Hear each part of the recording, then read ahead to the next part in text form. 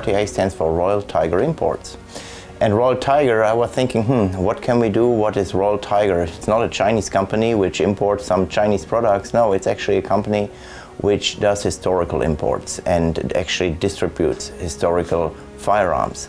So RTI stands for Royal Tiger, and the latest and best tank during World War II was a Royal Tiger tank, or King Tiger, or Tiger II, Panzerkampfwagen 6. So this is how I came up with this name, and as a kid I was always interested in models. The King Tiger was the one I built when I finished high school. It was a Tamiya product for radio control, so I really enjoyed it.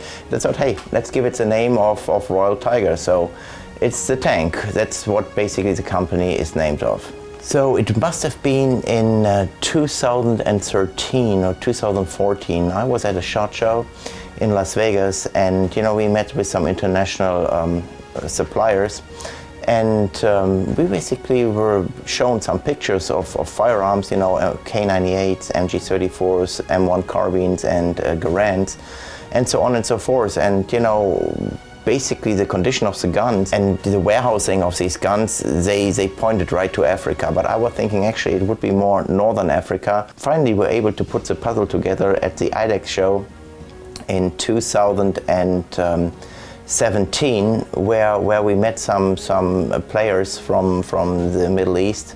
Finally, we got the deal. We basically went into warehouses the first time. I think it was in 2018, and in 2019 we really started putting the shipments together and selected through about 240,000 guns. And a lot of these guns were really in poor condition. And these guns were in different regions, the tropical region, the arid region, the desert region, and so on and so forth. And these guns were all basically combined in this warehouse complex, or in Adama, which is a town about 120 kilometers or about 90 miles away from Addis Ababa. And the warehouse conditions is just, we would call them here chicken pens. It's basically just a wooden frame construction and with tin metal mounted to the wooden frame.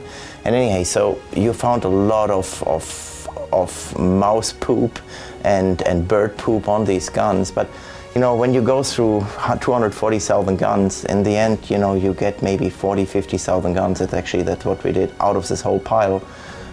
It's very interesting, and it's a lot of hard work actually, and to go in the heat through the warehouses and with flashlights. There's no electricity over there, so you have to work with flashlights and generators and so on and so forth in order to see actually the firearms and determine if they're good or if they're not good. So it's like a treasure hunt. You go into the different warehouses and see the stuff, and especially the latest one from Ethiopia. So you look at items, you don't know exactly what you're looking at, so you have to get familiarized, ask Mr. Google what's going on and what gun that actually is. And then in the end, you find out what it is, and you really have a cool piece of history in your hands, which is 150, 200 years old.